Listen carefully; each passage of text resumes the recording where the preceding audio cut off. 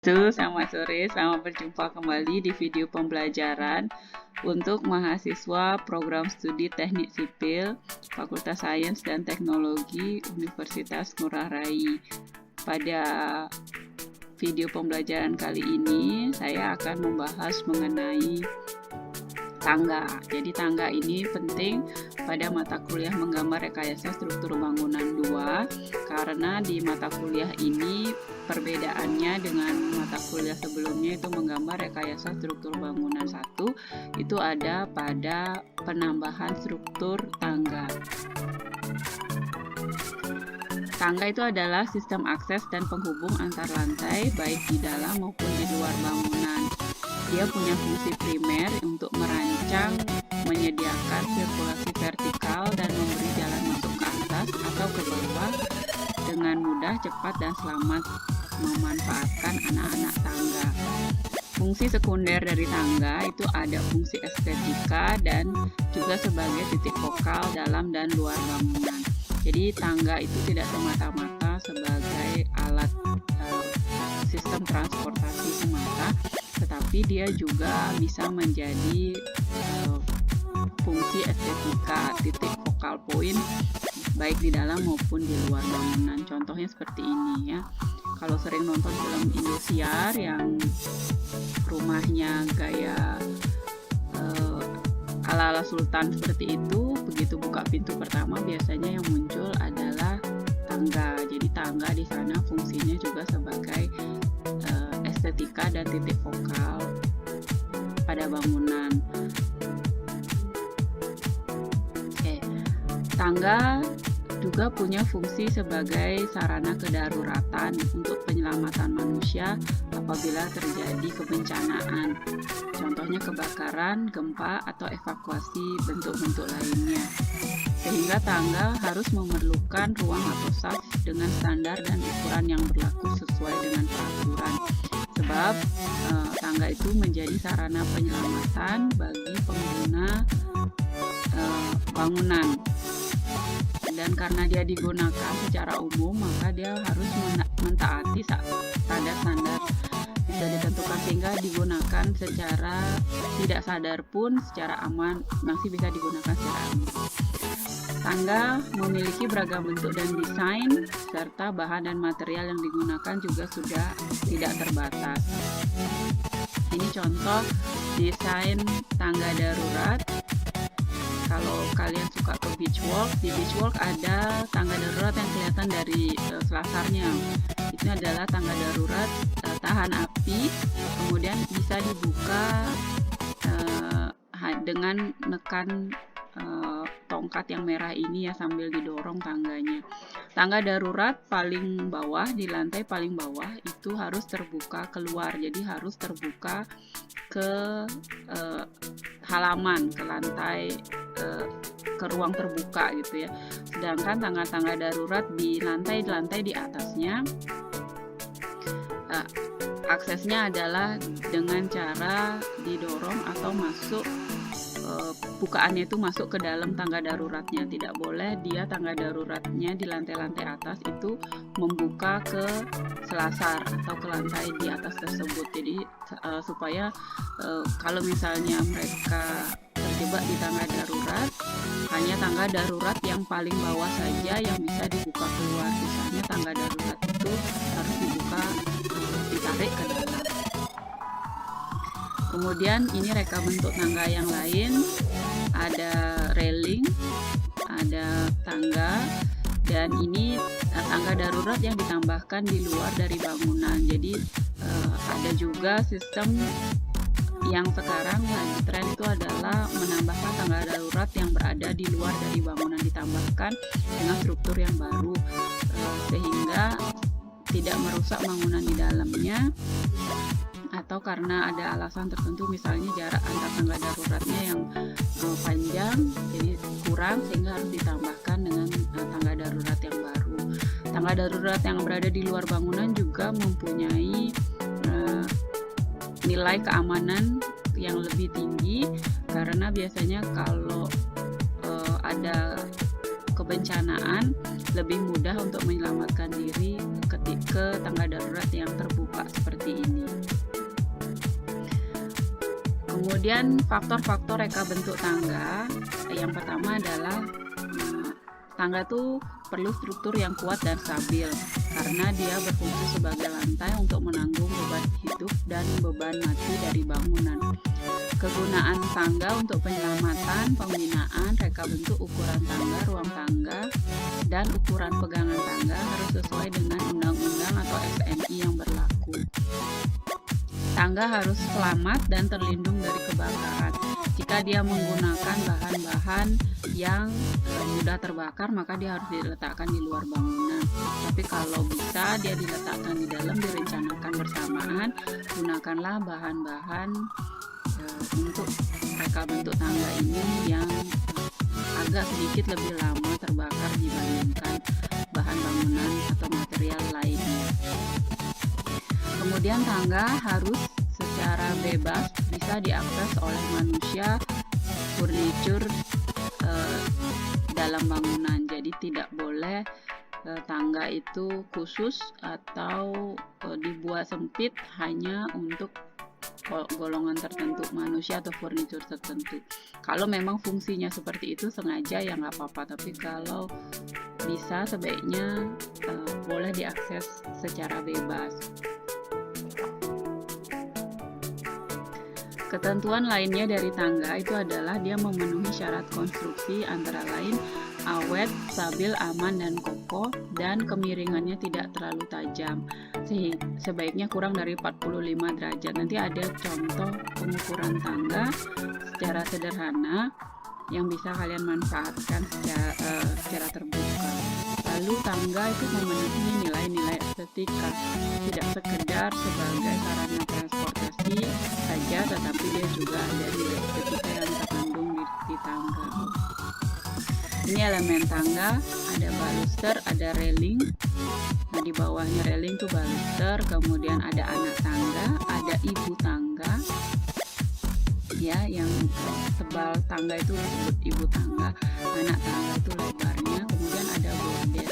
Bordes ini tempat istirahat ya untuk tangga. Biasanya tidak boleh lebih dari 12 anak tangga, harus ada bordesnya. Lebar tangga untuk rumah tinggal minimal 80 cm, kalau untuk tangga servis minimal 60 cm. Jadi mungkin yang 60 cm itu untuk satu orang lewat saja ya cukup, tapi tidak disarankan. Juga lebih baik bikin tangga yang cukup lebar. Kemudian lebar bordes harus sama minimal lebarnya dengan tangga. Kemudian lebar tangga itu paling kecil adalah 60, tidak boleh kurang dari 60, lebih lewat dari 60 lebih bagus. Bangunan umum itu lebarnya 60 cm untuk 100 orang. Kalau ada 1000 orang butuh satu tangga dengan lebar 6 meter atau tangga 2 buah tangga dengan lebar 3 meter misalnya. Untuk standar keamanan bangunan, lebar tangga minimal 120 cm.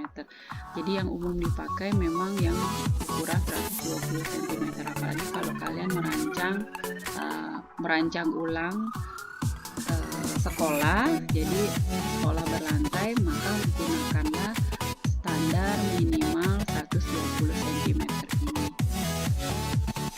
Ini contoh penggambaran tangga dengan lebar bersih 80 cm karena ada bagian untuk railing itu sekitar 10 cm di kanan dan di kiri. Secara standar minimal harus ada satu sisi yang memiliki railing. Lebih baik kalau dua-dua sisi kedua-duanya memiliki railing. Kita beralih ke lebar dan tinggi anak tangga. Yang tadi lebar tangga saja. Jadi perhitungannya adalah menggunakan L ditambah 2T yang menghasilkan 60 sampai dengan 65 cm. T itu adalah 14 sampai 20 cm. tinggi anak tangga dianggap sebagai anak tangga yang mudah untuk didaki. Kemudian lebar anak tangga sekitar 22,5 sampai 30 cm. Ini ukuran tapak sepatu. Seperti ini ya. Rata-rata perhitungannya. Oke, ini mengenai jumlah anak tangga. Jumlah anak tangga tidak lebih dari 12. Kalau lebih harus ditambahin dengan bordes. Kalau kurang boleh tanpa bordes ya, tapi kalau kurang dari 12 mungkin perbedaan ketinggian lantainya nggak terlalu tinggi. Dimungkinkan jumlah maksimal dari tidak menggunakan bordes itu sebenarnya 16, tetapi tidak saya sarankan kalian kalau bangunannya umum seperti sekolah harus memiliki bordes. Ukuran anak tangga diusahakan seragam. Bila tidak dimungkinkan karena perbedaan ketinggian ganjil misalnya, bedakan dia di bagian paling bawah anak tangga. Contohnya seperti ini, floor to floor, lantai 1 ke lantai 2 misalnya 3 meter 20 cm. Ukuran anak tangga pertama dicoba tebalnya atau ibu tangganya 16 cm, lebarnya atau anak tangganya 26 cm. Maka hasilnya adalah 58 yang merupakan kurang dari 60. Tangganya terlalu landai dan melelahkan. Pakai 20 lebar 28 yang menghasilkan nilai angka 68 itu lebih besar dari 65. Tangganya terlalu curam sehingga menyebabkan penggunanya akan cepat lelah. Kemudian pakai alternatif ketiga, tinggi 18, lebarnya 28, maka dapat 64. Nah, ini yang angka yang paling tepat sebenarnya. Tinggi anak tangga 18, lebarnya 28. Tetapi secara normal yang paling sering digunakan untuk memudahkan pembulatan perbedaan ketinggian itu, saya umumnya menggunakan tinggi anak tangga itu 20 cm, lebarnya anak tangga itu saya pakai 30. Ini contoh perhitungan untuk jumlah anak tangga. Perbedaan ketinggiannya adalah 320 dan tinggi anak tangganya adalah masing-masing 18 cm. Dikurangi 1 dapatnya 16,782. Ini adalah rumus untuk menghitung jumlah anak tangga sebenarnya. Karena hasilnya tidak bulat 16,782 ini, maka ada beberapa alternatif. Yang pertama, jumlahnya dibulatkan menjadi 17 ya, 16,78 jadi 17, selisihnya kemudian dibagi rata. Maka tingginya dibuat 17,8 cm. Tinggi anak tangga itu 17,8 setiap kenaikan anak tangga. Ada juga alternatif kedua, ketika tinggi seluruh anak tangga dibuat sama, yaitu 18 cm, kecuali anak tangga terbawah dengan ukuran yang berbeda. Ya, karena jumlahnya lebih dari 12 anak tangga atau yaitu 17, maka anak tangga ke-9 menjadi bordes. Ini contoh alternatif pertama, ketika semuanya dibagi rata perbedaan ketinggiannya menjadi 17,78, atau yang lantai terbawah yang berbeda ukurannya dibandingkan dengan teman-temannya yang dibuat menjadi 17,75. Kalau saya sih saranin daripada bingung-bingung, lebih baik kalau kalian perencanaannya baik, antara jarak lantai atas dan lantai bawah dibuat bulat dengan perbedaan ketinggian yang masuk akal, yang rasional juga. Makanya pakai hitungan 20 cm saja. Ruang tangga. Ruang tangga adalah modul ruang yang dibutuhkan untuk meletakkan tangga. ruang tangga ini harus cukup cahaya dan ventilasi. Ukuran ruang tangga ditentukan dari jumlah anak tangga dan bentuk tangga yang kalian pilih. Satu hal lagi dari ruang tangga ini pada penggambaran bangunan bertingkat, salah satu sisinya harus berada pada kolom dan balok struktur atau pada grid struktur. Jadi dia tidak boleh berada di tengah-tengah atau tidak menumpu pada kolom struktur. Konstruksi tangga ini dapat menjadi satu atau terpisah dengan rangka bangunan yang terpisah yang tadi ya, tapi tidak saya sarankan, juga lebih baik Anda merencanakan dari awal untuk membuat konstruksi tangga yang bergabung dengan rangka bangunan. Ada kelebihan dan kekurangannya kalau dia dibuat menjadi satu dengan konstruksi bangunan. Kalau digabung menjadi satu, apabila bangunan mengalami penurunan, sudut kemiringan tangganya bisa berubah. Tapi kalau dibuat terpisah akan membutuhkan ruang yang lebih besar, lebih banyak lagi ruang yang kamu butuhkan.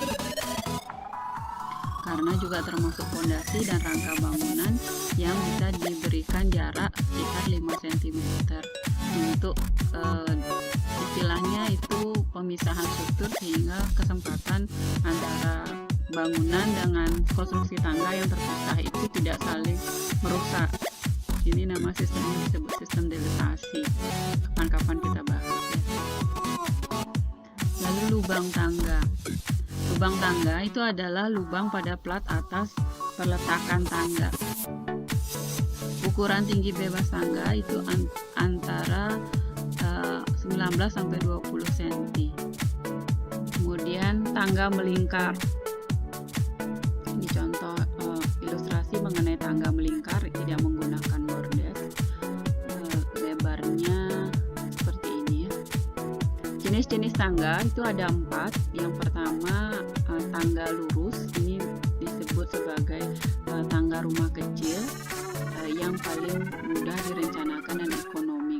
Tetapi tangga lurus seperti ini membutuhkan ruang tangga yang harus direncanakan dengan baik, karena ada jarak yang harus dipikirkan sehingga orangnya tidak kena tangga ketika tidak kena plat ketika dia berjalan melewati tangga lurus. Kemudian ada tangga seperempat putaran. Ini adalah tangga berbentuk L bersudut 90 derajat. Kemudian bentuknya biasa saja atau melengkung. Kemudian dia bentuknya L. Lalu ada tangga setengah putaran. Tangga ini tangga yang paling sering digunakan, disebut juga dengan model gunting, dan dia berbentuk huruf U bersudut 180 derajat. Ini jenis tangga yang mungkin paling banyak dimanfaatkan. Kenapa? Karena dia butuh ruang yang tidak terlalu banyak, tidak sebanyak ruang ketika tangga lurus ataupun tangga seperempat putaran. Lalu jenis tangga yang terakhir adalah tangga yang tidak termasuk di antara ketiga jenis tangga yang lain, itu adalah tangga geometri. Tangga ini disebut sebagai tangga pilin atau pusar, atau spiral atau helix. Kemudian tangga ini yang fungsinya sebagai dekoratif atau focal point atau fungsi estetik, lebih ke arah itu. Tangga jenis ini menggunakan ruang yang memang paling sedikit, tetapi tidak sesuai untuk pemindahan furnitur. Kalau pemindahan orang masih bisa, tetapi untuk pemindahan furnitur akan lebih sulit dengan tangga geometri ini. Sudah disebutkan mengenai jenis-jenis atau reka bentuk tangga, macam-macam ya. Sekarang mau pakai bahan apapun bisa untuk membuat tangga. Ini tangga di luar ruangan, jadi harap diingat juga bahwa tangga tidak hanya ada di dalam ruangan, tidak hanya untuk menghubungkan lantai 1 dan lantai 2 saja, tetapi kamu juga harus mampu merencanakan tangga yang berada di luar ruangan. tangga yang ada di luar ruangan biasanya lebih landai ya daripada tangga yang ada di dalam ruangan. Jadi dia ketinggiannya lebih pendek ataupun lebar anak tangganya lebih panjang. Macam-macam reka bentuk tangga yang lain. Saya dulu pernah belajar mengenai psikologi arsitektur ketika paham bahwa beberapa fungsi bangunan itu memang mengharuskan tangga itu membuat lelah penggunanya. Kita di sini belajar bahwa tangga tidak seharusnya membuat lelah untuk bangunan-bangunan umum, tetapi ada beberapa bangunan-bangunan khusus yang memang membuat penggunanya lelah. Contohnya adalah bangunan spiritual, pura, gereja, masjid itu biasanya dibuat tinggi. Selain tujuannya untuk membuat kesan megah, juga ketika manusia berjalan melalui tangga di depannya, itu kalian akan lelah ketika sampai di puncak. Kalian akan lebih mensyukuri kuasa Tuhan, seperti di Besakih misalnya, itu kan zaman dulu pasti orang sudah tahu soal ergonomi dan lain sebagainya, tetapi kenapa tangga di Besakih misalnya dibuat tinggi, anak tangganya tidak ada pegangan, bahkan seperti itu. Begitu juga dengan gereja, misalnya gereja di Renon atau di gereja di tempat lain tuh beberapa tangganya dibuat tinggi-tinggi. Tujuannya seperti itu. Ada unsur-unsur, ada keinginan lain dari perancang pada bangunan tersebut gitu ya. Padahal sudah tahu tentang kenyamanan dan ergonomi. Jadi tetapi tetap dilakukan karena ada hal-hal yang lain.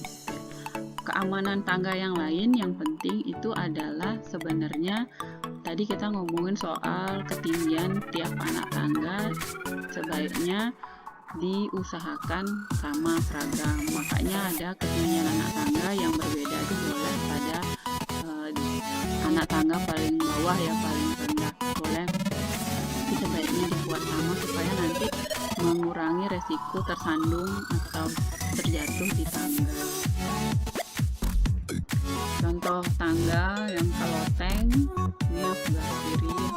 Jenis-jenis tangga yang lain sekarang udah ada macam-macam yang fungsinya saya tidak hanya untuk sirkulasi tetapi juga untuk estetika juga.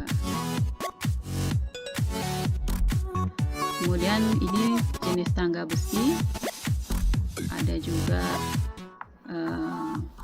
yang biasanya dipakai untuk jembatan penyeberangan gitu ya, fungsi tambah dengan fungsi tambahan lah. Jadi tangganya itu dibuat belakangan untuk lebih mudah, biasanya digunakan dari bahan besi kayak besi siku dan flange.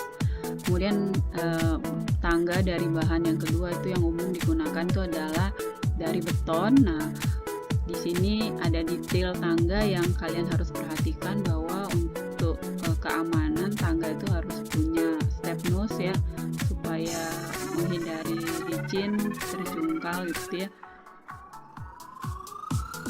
Kemudian ada jenis tangga kayu, tangga di rumah-rumah tradisional, bangunan-bangunan tradisional menggunakan sambungan kayu, macam-macam balustrade. Kalau di tangga kayu tentu lebih cepat, lebih mudah untuk membuat ornamen atau estetika seperti ini.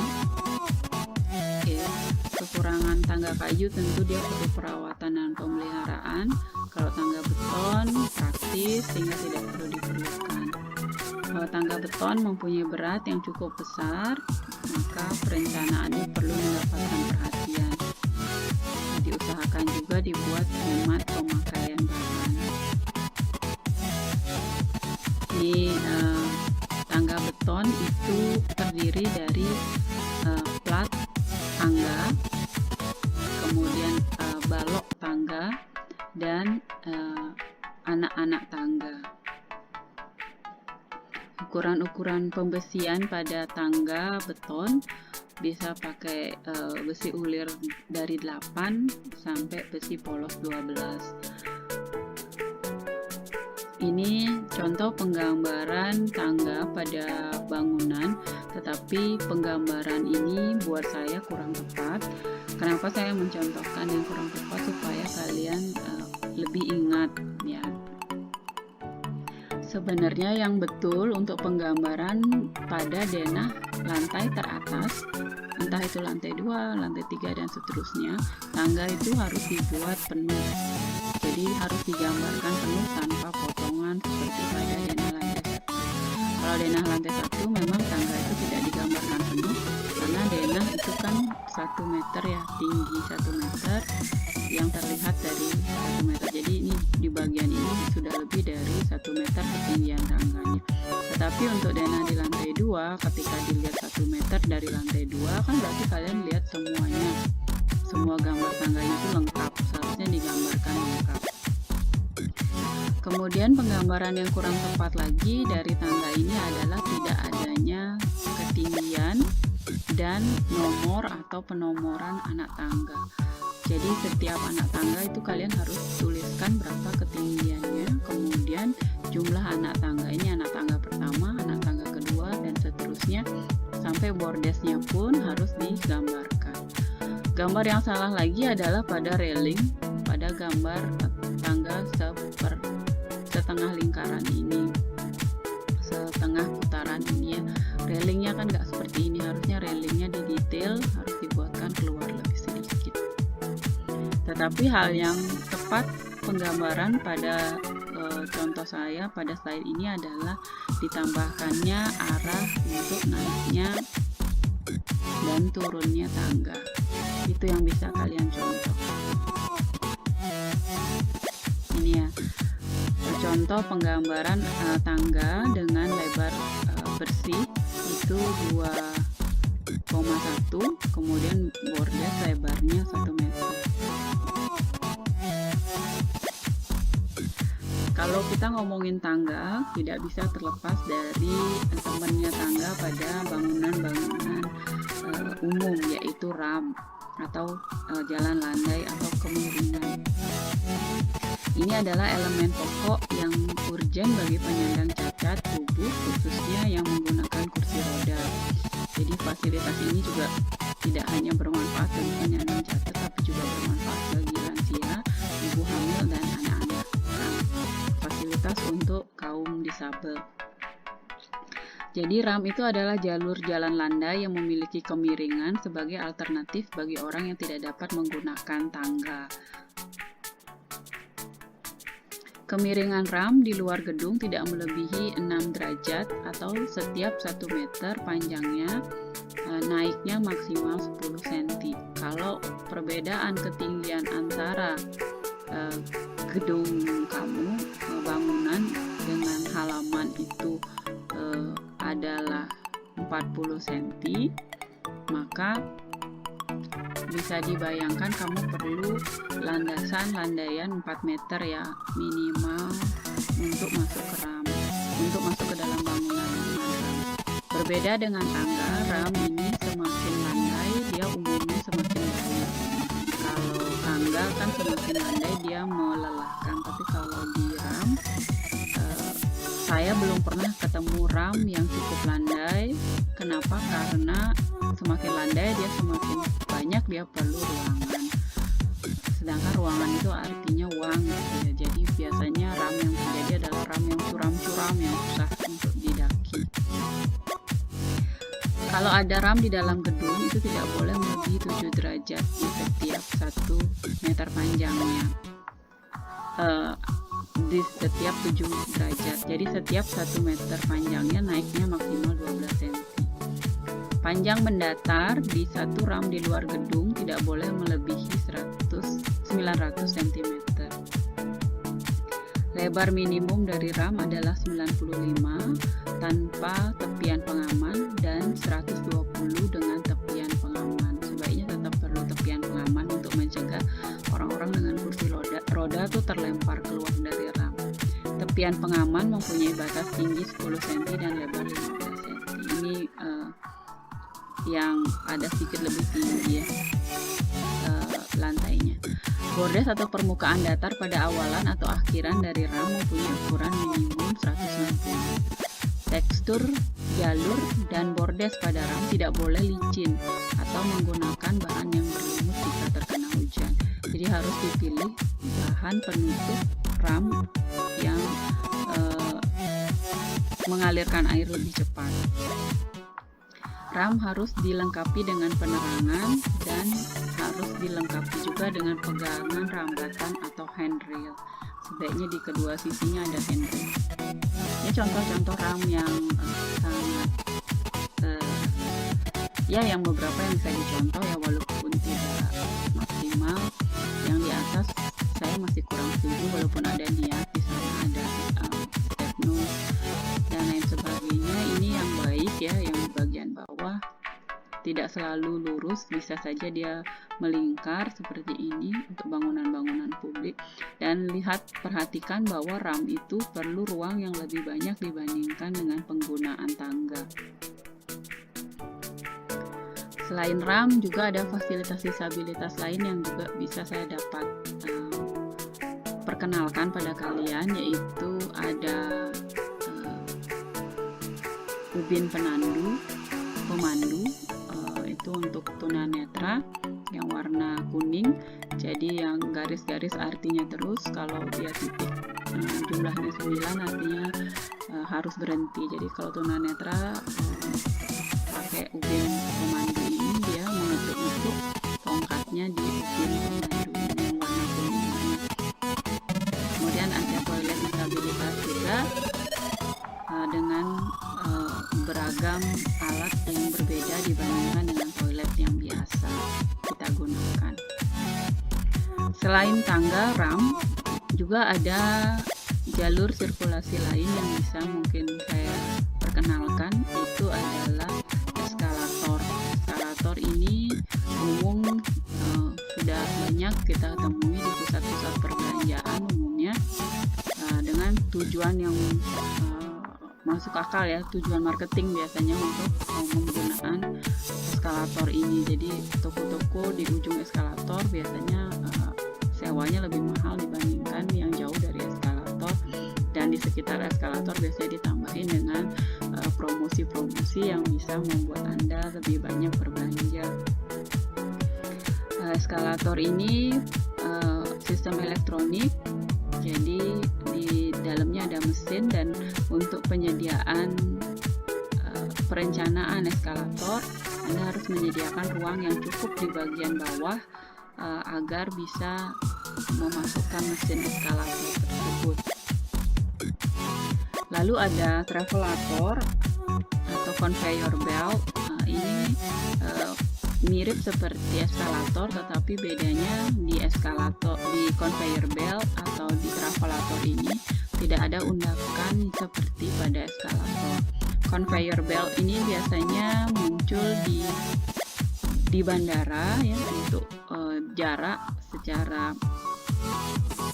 horizontal, biasanya untuk mempercepat atau memperpendek jarak secara horizontal dari titik A ke titik B di dalam satu lantai. Tetapi beberapa kali juga saya temukan conveyor belt atau travelator yang tujuannya mengganti eskalator, lagi-lagi di pusat perbelanjaan, karena orang yang berbelanja biasanya masih membawa kereta belanja. Jadi kalau pakai eskalator sulit untuk pakai kereta belanja, tapi kalau pakai travelator, pakai conveyor belt bisa. Jadi kecepatannya itu bisa sampai 9 km per jam ya. Lambat, tapi kalau dengan membawa koper, misalnya kalau kamu di bandara atau bawa keranjang belanja, kayaknya lebih nyaman ya, lebih fungsional dengan conveyor belt atau travelator ini. Sistem yang lain itu adalah lift. Lift ini ada macam-macam, ada yang mesinnya di atas, ada yang mesinnya di bawah. Kemudian secara estetika ada yang diletakkan di luar dari bangunan, ada yang diletakkan di dalam, ada yang fungsinya transparan ya, dindingnya transparan, ada yang tertutup. Kalau yang transparan biasanya untuk fungsi-fungsi bangunan umum bandara itu Bandara Ngurah Rai, liftnya transparan, kemudian ada di Mall Galleria, walaupun cuma 2 lantai, itu juga mallnya liftnya transparan. Kemudian ini reka bentuk tangga yang fail, mudah-mudahan kalian tidak merancang tangga nanti yang seperti ini, yang cuma dijadikan juk saja penutup dari perkuliahan saya hari ini. Ya.